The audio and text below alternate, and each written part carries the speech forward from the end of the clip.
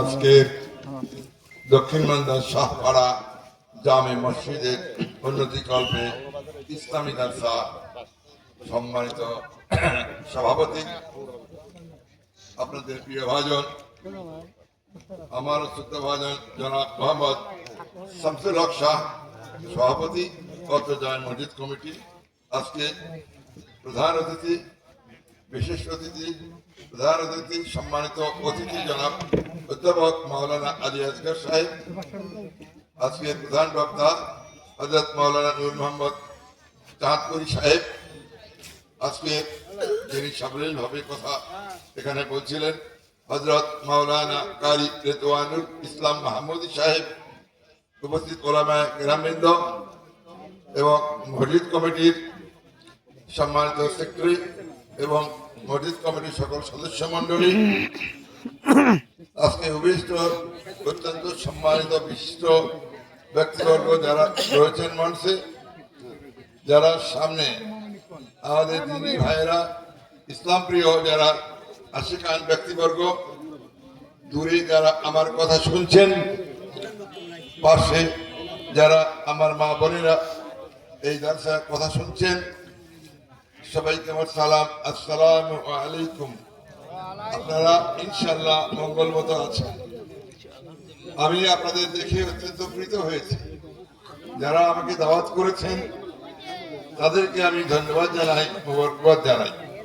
এবং আমি আপনাদের মাঝে আমার বন্ধু এই যে আমাদের আলী আসগর সাহেব, উনি আসছেন জেনে আমাকে অনেক নিষেধ করলেন, যাবেন না, বলে এখানে একজন ক্যান্ডিডেট আছে।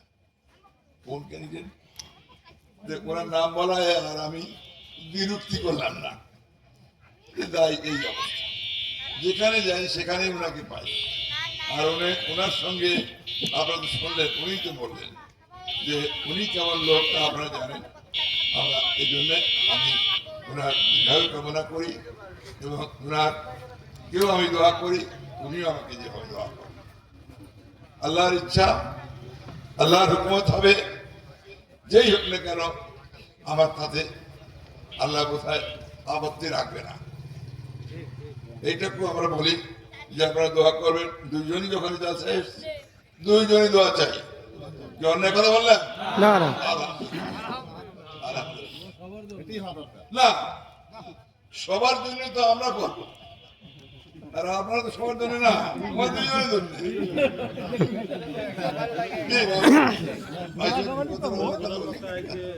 হুজুর, আমি আর কথা বলতে চাই না, আমার কোনো কথা নেই। আলিম সাহেবদের হক আমরা নষ্ট করতেছি।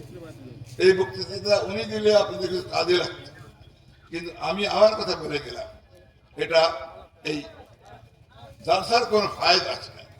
এখানে ফেরেশতা বিচরণ করছেন, আল্লাহ রাব্বুল আলামিনের সঙ্গে দোয়া পাঠ হচ্ছে, নবী করিম সাল্লাল্লাহু আলাইহি ওয়াসাল্লামের সঙ্গে দুরূদ পাঠ হচ্ছে।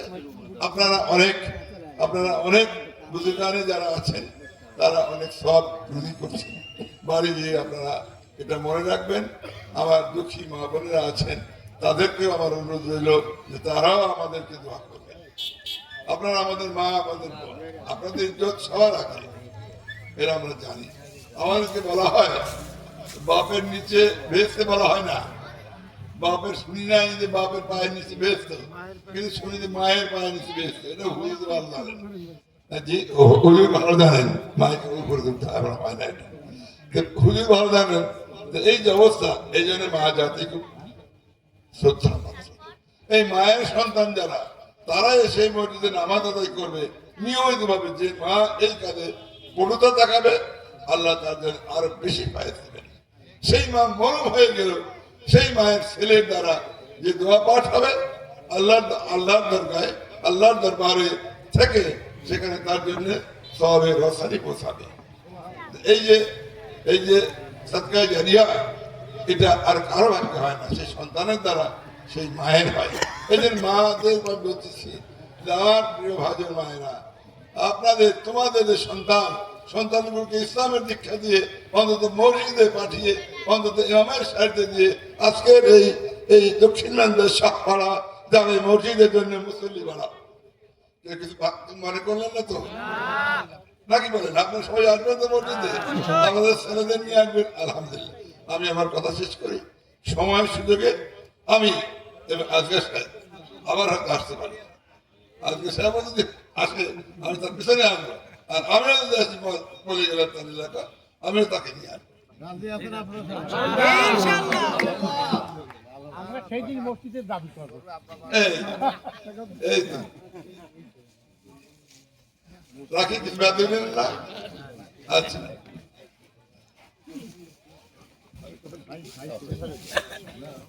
তাহলে বিদায় নেই। সভাপতি সাহেব আছেন না? আচ্ছা, বড় ভাই।